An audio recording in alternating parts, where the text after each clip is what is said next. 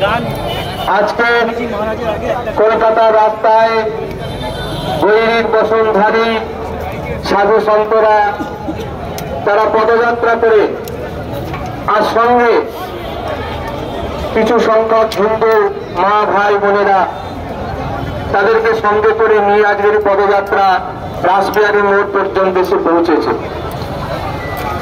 আমরা পুলওয়ামার ঘটনায় আতঙ্কিত, পুলওয়ামার ঘটনাতে আমরা চিন্তিত। আজকে আমরা সাধু সন্তরা ওই ঘটনার পরে চিন্তা করলাম, সকলের নাম জিজ্ঞেস করে সেখানে হিন্দু কিনা জিজ্ঞেস করে তাদের নিধন করা হয়েছে।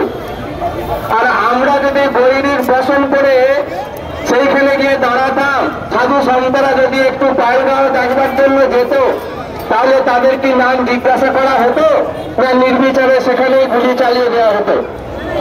সেই জন্য আমাদের প্রয়োজন, সেই জন্য আমাদের দরকার যে আমাদের হিন্দু সমাজের ঐক্য।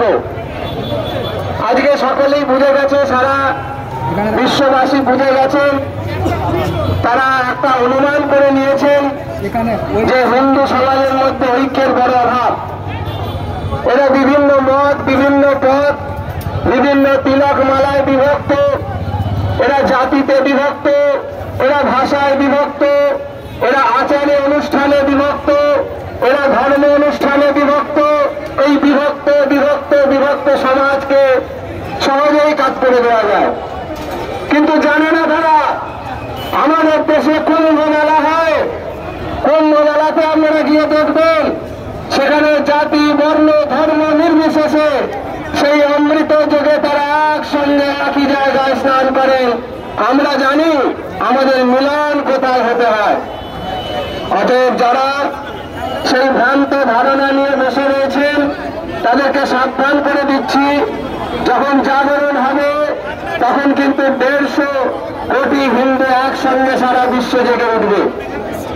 আমরা সাম্যের প্রতীক, সনাতন ধর্ম সাম্যকে ভালোবাসে, সাম্যবাদের উপর বিশ্বাসী, তারা শান্তি চায়, সারা বিশ্বে শান্তি কামনা করে সনাতন ধর্মের সাধু সন্ত মুনি ঋষি।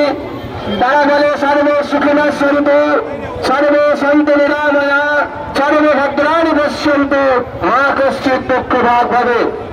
আমাদের এই প্রার্থনাটাকে একবার স্মরণ করে দেখুন। আমরা ব্যক্তি বিশেষে, ধর্ম বিশেষে কারোরকে শান্তি প্রার্থনা করছি না। আমরা বলেছি বসুধৈব কুটুম্বকম।